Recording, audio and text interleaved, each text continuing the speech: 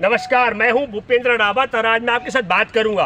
आप सब लोगों ने देखा कि किस तरीके से मई में 4 मई का एक वीडियो उजागर हुआ था बहुत दिन बाद, संसद सत्र शुरू होने से एक दिन पहले, जिसमें मणिपुर में कारगिल युद्ध के विजेता सूबेदार की पत्नी और आदिवासियों की बेटी को नग्न करके परेड करके नंगा करके घुमाया गया था।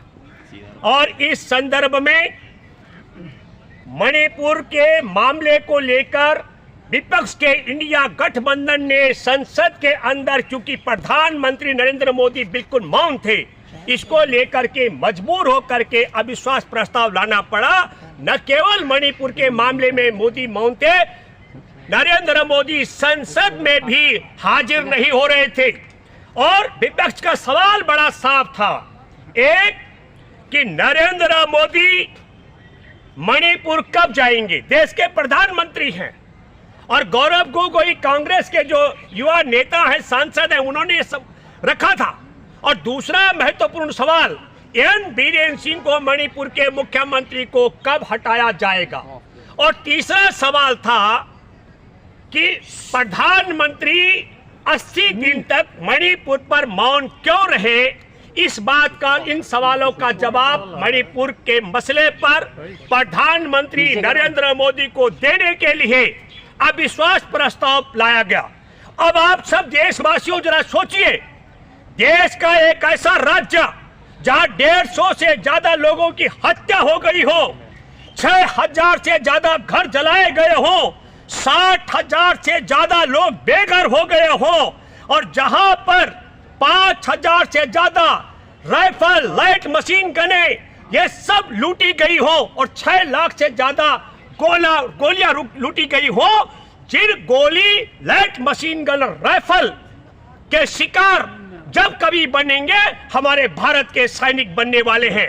और यही नहीं, कारगिल युद्ध में जो कारगिल की लड़ाई जीती गई है, उसमें सूबेदार रहे उनकी पत्नी को नंगा करके परेड करके बलात्कार किया गया था।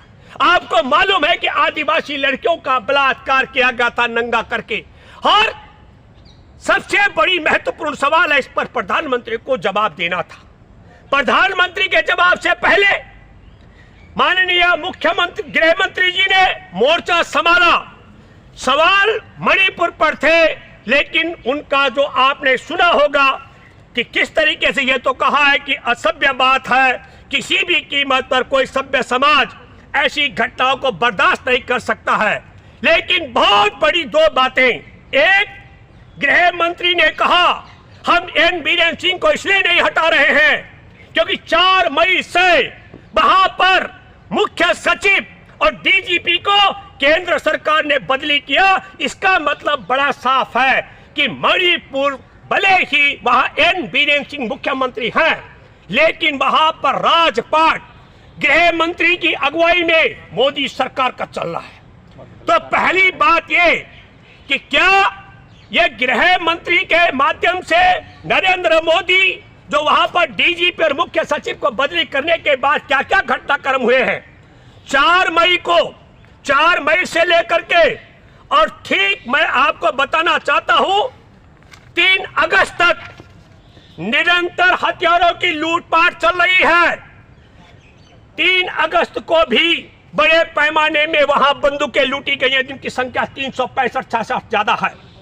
और 28 मई को 35,000 से ज्यादा गन लूटी गई है। ये मैं आपको आंकड़े सिर्फ इसलिए बता रहा हूं क्योंकि गृह मंत्री ने दावा किया कि मुख्यमंत्री बहुत बढ़िया तरीके से हमारे हर बात को मान रहे जो हम चला रहे।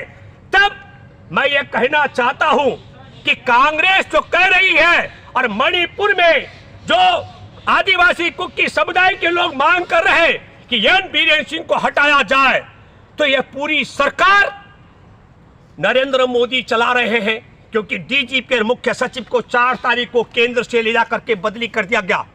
तब क्या कारण है कि 4 मई को यह सवाल देशवासियों को करना चाहिए, सेना के जवानों को करना चाहिए, भूतपूर्व सैनिकों को करना चाहिए कि सेना के सूबेदार की पत्नी को नंगा करके परेड लगा करके बलात्कार किया गया और उनकी एफआईआर दर्ज करने के लिए 18 मई को लिखी शिकायत के बाद भी हम आपको बताते हैं कि पक्की एफआईआर दर्ज करने में भी 49 दिन लगे हैं।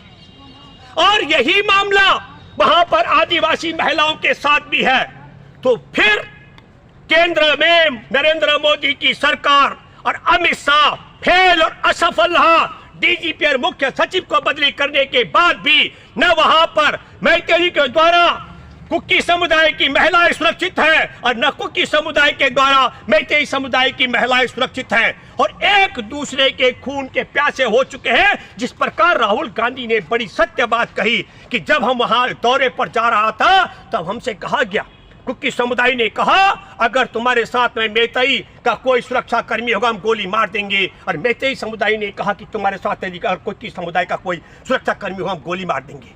लेकिन सबसे बड़ी बात न ये सोचने की है कि इन्हीं की मर्जी का मुख्य सचिव और डीजीपी लगने के बाद भी आज भी वहां हथियारों की लूटपाट जारी है और मुकदमे दर्ज करने में कोताही जो हो रही है वह आप सबके सामने है। एक और सवाल उठाया गया वो है कलावती के विषय में, जिसके घर पर 2008 में राहुल गांधी रुके थे। कलावती के दामाद ने तब आत्महत्या की थी। मैं एक आपको मेरा आर्टिकल था मैंने लिखा था और उसका हेडिंग है दैनिक भास्कर में, किसानों को सूदखोर के चंगुल से कौन बचाएगा। मैंने इसमें कलावती का पूरा जिक्र किया था और तब वहां के मुख्यमंत्री से लेकर के देश में प्रधानमंत्री मनमोहन सिंह जी का भी जिक्र किया था। और इस कलावती का आर्टिकल मैं इसलिए दिखा रहा हूं उनके विषय में, उसके दामाद संजय की आत्महत्या के बाद मैंने ये लेख लिखा था। मैं ये कहना चाह रहा हूं कि क्या तुलना कर रहे थे गृह मंत्री मणिपुर में, जहां सेना के सूबेदार की पत्नी को नग्न करके परेड लगाकर बलात्कार किया गया हो, जहां पर पुलिस के रिजर्व पुलिस से लेकर तमाम पुलिस बटालियन के हथियार, लाइट मशीन गने और गोली बारूद वहां लूटी गई हो, जिसका शिकार गारंटी के साथ में हमारे सेना बनने वाली है। जिस प्रकार के दस्तूर की बात गृह मंत्री कर रहे हैं, वहां पर मणिपुर की पुलिस असम राइफल के खिलाफ मुकदमे दर्ज करा रही है और कुकी समुदाय के लोग कह रहे हैं असम राइफल सिर्फ नाम है, उसमें असम के लोग नहीं पूरे भारत के लोग असम राइफल में भर्ती होते हैं। जो लोग सेना के विषय में जानते होंगे, मैं सैनिक परिवार से हूं इसलिए दावा कर रहा हूं। और कुकी समुदाय के लोग कह रहे हैं कि असम राइफल रहनी चाहिए। तब ये बात जो राहुल गांधी ने कही कि एक दूसरे के खून के प्यासे हो गए हैं, वहां पर एक मणिपुर में 2 समुदायों के 2 हिस्से कर दिए गए। लेकिन इसके पीछे की क्रोनोलॉजी को समझना पड़ेगा। क्या क्रोनोलॉजी है? एक बड़ी रिपोर्ट आ रही है कि 6 जिलों की 66,000 हेक्टेयर जमीन अदानी को पाम ऑयल के उत्पादन के लिए दी जानी है, जिस पर कुकी समुदाय के लोग रहते हैं। तो क्या यह षड्यंत्र तो नहीं है कि अदानी को उस जंगल के इलाके को दिया जाना है जहां आदिवासी रहते हैं, जहां उनकी जीविका चलती है, और उस जमीन को छीनने के लिए मैतेई को कुकी से मैतेई से लड़ाने का क्या षड्यंत्र तो मोदी सरकार नहीं कर रही है? एक बड़ा कारण यह हो सकता है कि नरेंद्र मोदी इसीलिए मणिपुर नहीं गए। यही बड़ा कारण हो सकता है कि अदानी के चहेते नरेंद्र मोदी 80 दिन तक मणिपुर पर मां नहीं बोले। यही कारण हो सकता है कि अविश्वास प्रस्ताव के बीच में 90 मिनट तक जब एक शब्द मणिपुर पर नहीं बोला, विपक्ष ने बहिष्कार किया। उसके बाद मणिपुर पर 4 मिनट बोले और 4 मिनट में भी क्या बोले? हे मणिपुर की मां बहनों, ये सदन और पूरा देश आपके साथ है, एक दिन शांति का सूरज जरूर उगेगा। लेकिन यह नहीं कहा कि जो हथियारों की लूट हुई है उस पर नरेंद्र मोदी की सरकार क्या कर रही है, क्योंकि डीजीपी और मुख्य सचिव भी नरेंद्र मोदी की सरकार के इशारे पर गृह मंत्री ने वहां पर तैनात कराया। 6 लाख से ज्यादा गोली बारूद जो गोलियां लूटी गई है, उसके लिए क्या कर रहा है?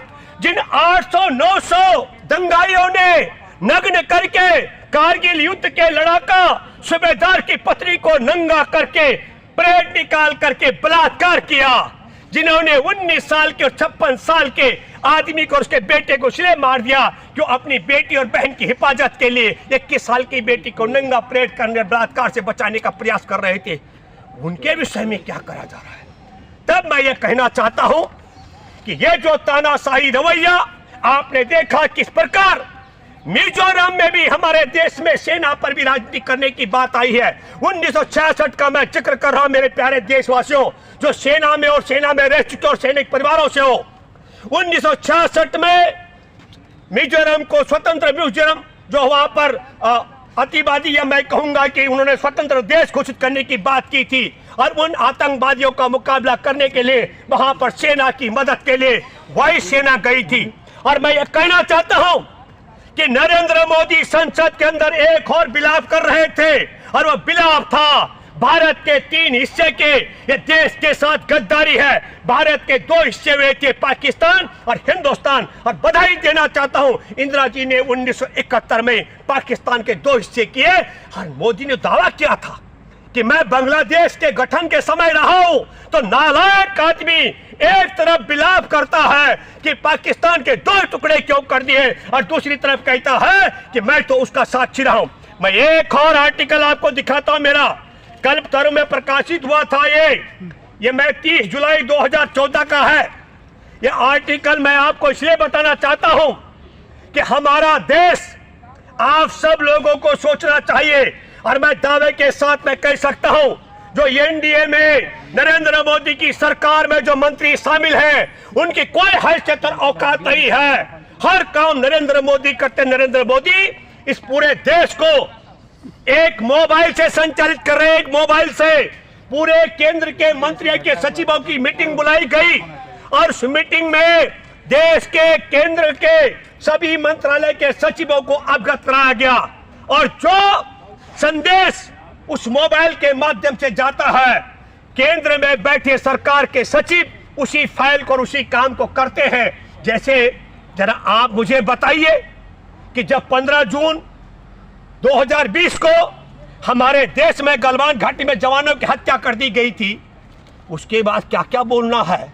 जवानों की चिताएं जल रही थी, और जवानों की चिता जल रही थी, और देश का प्रधानमंत्री चीनी बैंक से 75,000 करोड़ अमेरिकी डॉलर का कर्जा ले रहा था। और कर्जा लेने के बाद हमारे देश का प्रधानमंत्री ऑल पार्टी मीटिंग बुलाकर किस तरीके से आप सब ने देखा, क्या बोले थे। प्रधानमंत्री ने कहा न कोई घुसा है, न घुस आया, न हमारी सीमा पर किसी का कब्जा है। ठीक उसी तरीके से जिस तरीके से खुफिया एजेंसी की रिपोर्ट खारिज करके पुलवामा में 40 जवानों की हत्या कराने के बाद प्रधानमंत्री अपने वन में, मैं क्या कहता हूँ, वहाँ एक विदेशी के साथ में वीडियो शूटिंग करा करके मौन रहे।